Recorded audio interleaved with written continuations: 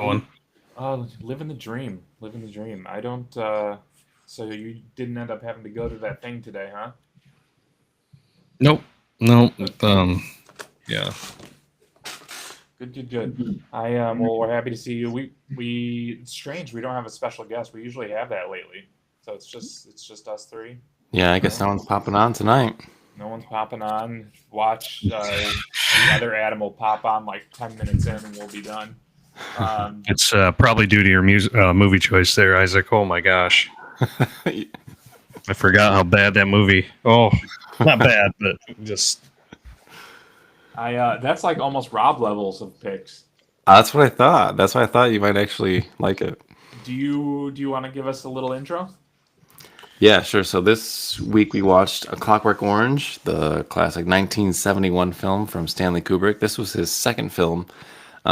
One thing I forgot was how sort of like artistic and like abstract it was. Because his first movie, remember, was 2001: Space Odyssey, and that movie is out there. Like that's really abstract. And this is his one he made after that, and it still has a little bit of that in there, which is I would kind of say a cool. little bit more than a little bit. Yeah, well, compared to 2001, it's way more way more coherent. But yeah, but so basically, what happens is it's set in the future, in like a dystopian sort of society future, and there's this punk kid who's got his gang of friends, and they go out at night. I don't know whatever kind of drugs they're doing. They go out and they just like terrorize people. They kill people. They rape women. They're just a bad dude and a bad bunch of friends. Well, eventually he gets caught and gets sent to prison, and they try this. He volunteers for this new reform therapy, where they basically brainwash him to like have a physical like a he gets sick when he sees violence or so through this like brain like a Pavlovian response almost, so they can be released back into society. And so that's basically what happens in it. That's a high level summary there. Yeah, that I mean, great summary. I was a little, I was, I don't know. I don't even really know what to say because I had never seen it before, uh, and this generally isn't something that I would think would come from your wheelhouse. yeah, So it it was good. I enjoyed it. I think it went on a little bit too long for my taste. Um, I would have liked to have seen like more of the dystopian because it to me, and I don't know if it's because it was made so long ago that I'm like, oh, it just looks like how things are now, you know. yeah, yeah, yep. So I would have liked to have gone a little more abstract in that sense of it. I had a tough time like understanding what they were talking about 96% of the movie between the droogs and the I mean yeah, I got the in and outie or whatever it was. And it's yeah, it was something. A little background tune for the episode. Um, I liked it. I liked it. It was a lot to process. I actually wish I had watched this one earlier than I did, just so I can stew on it a little bit more. You know what I mean? yeah, yeah. What's like your I guess what part did you like the best or least, and give us your slices. I liked uh huh. I kind of liked how when they were trying to like come up with all these plans to overthrow him and become like the dummy being the new leader or whatever, Yeah, and then yeah, he kind of just tosses them in the pond and gives them a small paper cut and immediately everybody's back in place, right? Like I'm like okay. yeah, yeah. The Um coup. yeah, yeah, yeah. And I think the prison stuff went on a little long for me, and I Yeah, think that I mean, let's be honest, nobody's going all day with the in and out like he did in that one scene. I mean, come on, 46 seconds and I'm golden. So for me, I'm gonna say 6.5, 6.5 slices. good, good. Patrick, what do you think? It's a classic movie. I forgot how different 70s culture was, especially UK culture, right? So this film's set in London or the United Kingdom somewhere.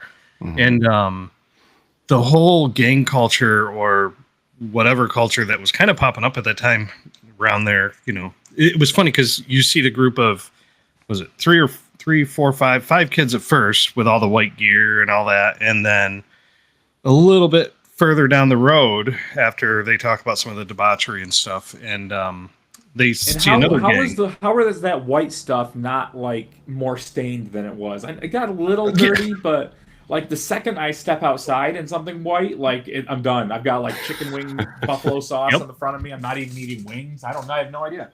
Oh, it's ridiculous. The mom must have used bleach or something because that was ridiculous. But a really amazing intro shot, right? Like with the main character's eyes with the hat. It's iconic. Everybody's seen that throughout every single movie. Everybody knows that scene.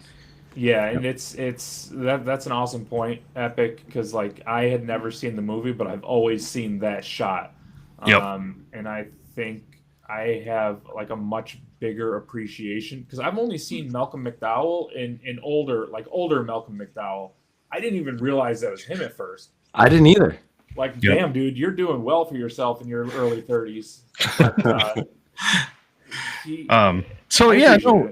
that whole culture and vibe of the 70s, but the 70s spooky, like because this was around the time with like the Manson murders and things like that, right?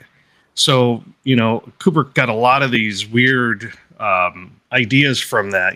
Hey, people broke into this rich people's house and beat them up and did all this, and holy fucking scene, by the way, excuse my language. That what they did to that family, the two people there, that really messed with me a little bit. But it is a violent movie, and that's the whole point of it, right? So in Kubrick's mind, he's trying to portray the violent nature of these kids. Like, it's pure violence. There's nothing redeeming at all, and it's just violence and hatred. And he gets that when he kind of shows some of these weird shots of it going into his mind, when he sees these like whatever dream sequences or whatnot. And it's weird because then he gets in prison, right? And he's the model citizen, which happens more than you think. These people, once they get behind bars, they turn into these just, I don't know what you want to call them, but authority people. Yep, sure. Wristband, go ahead. Can I, because I didn't really get the ending. Did we just because I started to fade out towards there. Did we just end up back in square one with like how he was acting and stuff like that at the end, or? Yeah. Okay. Yeah. Because I'm like, and you brought up, I wanted to tie that into what you were just saying, because I feel like in real life we have people acting like model, prisoners or whatever, and then they get out and they just commit the same crimes, or they, sell the same drugs. Yep. Yeah, it's definitely a synopsis play on that too, because this was, the end of drug culture and stuff was all through this era. And the rehabilitation, right? There's been talk about brainwashing people for years as far as making them model prisoners or making them model citizens after they leave prison.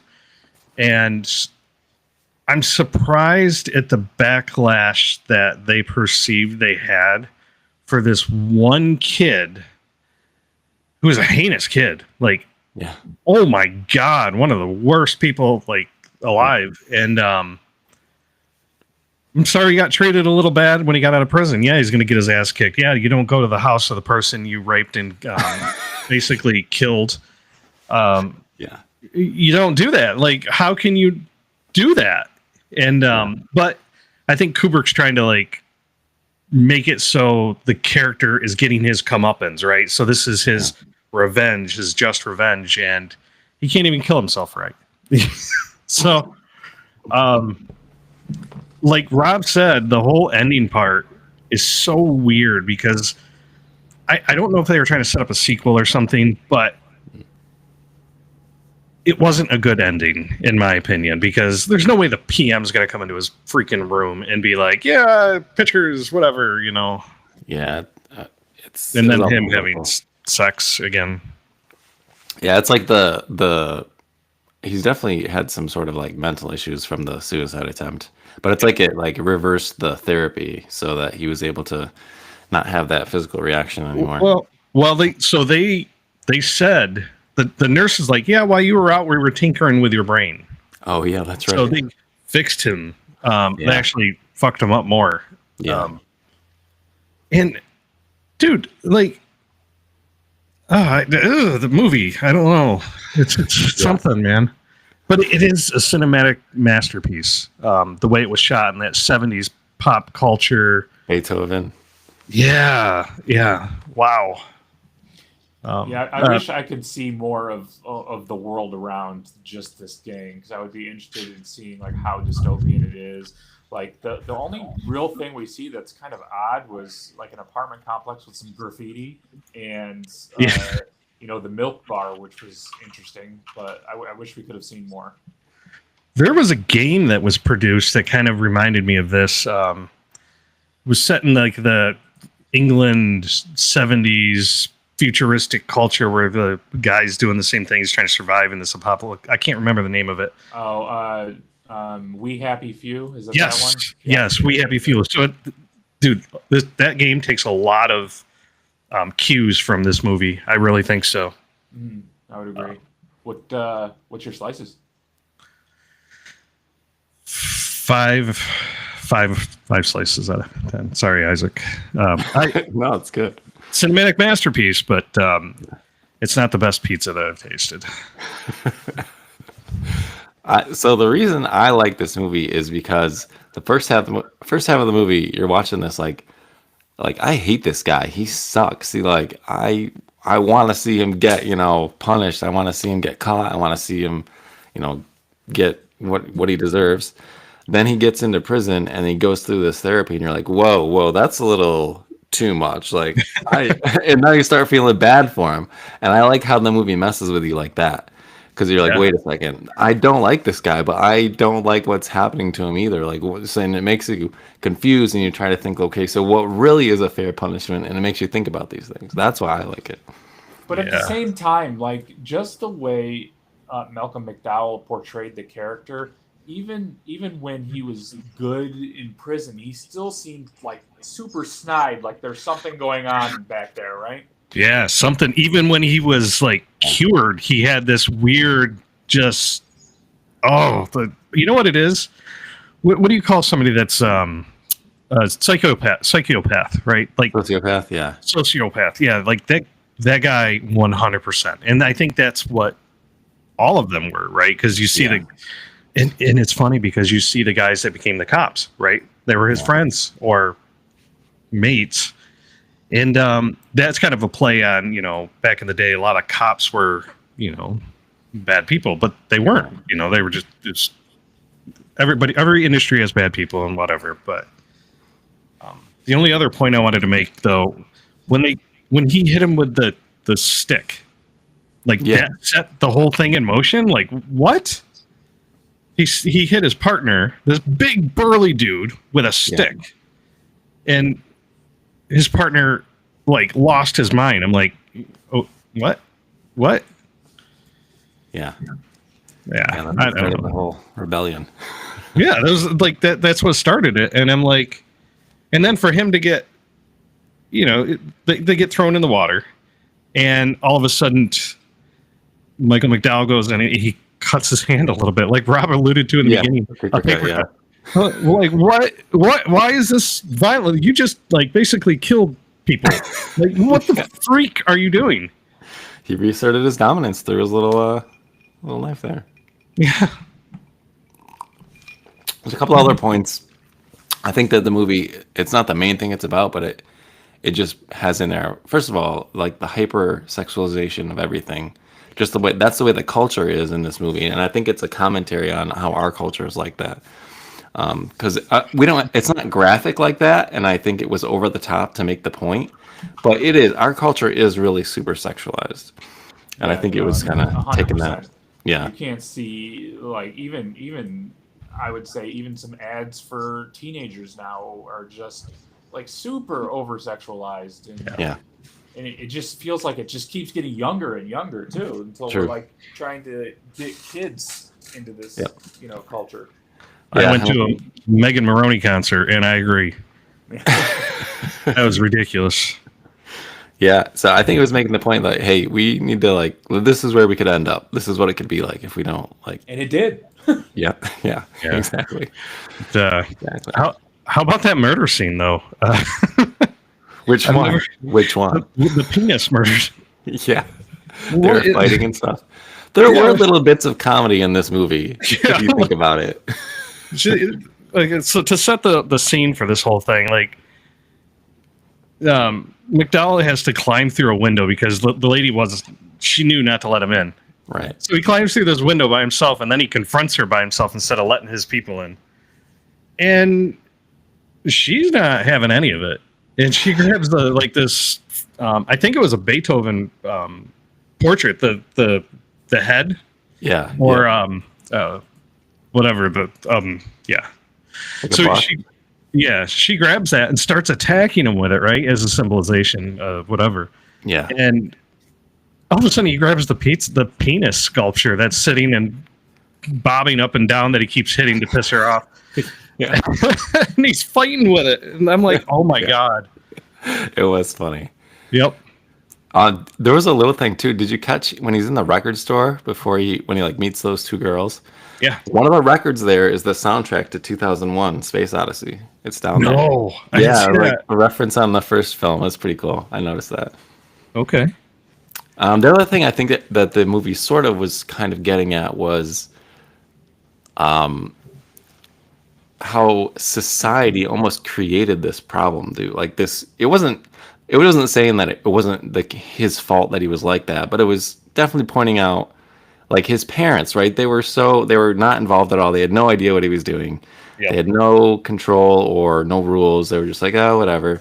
And that's what's going to happen. And then counting on society or the government to try to fix this problem was also a disaster. Yep. Like, we need family to control these things, not the government. Yeah. That's funny too, because like the mom's lover or the roommate at the end, Yeah. or towards the end when he gets out of prison and he goes in, he's like, he can't even stand up for himself. But yet that kid knew more about him than the parents did.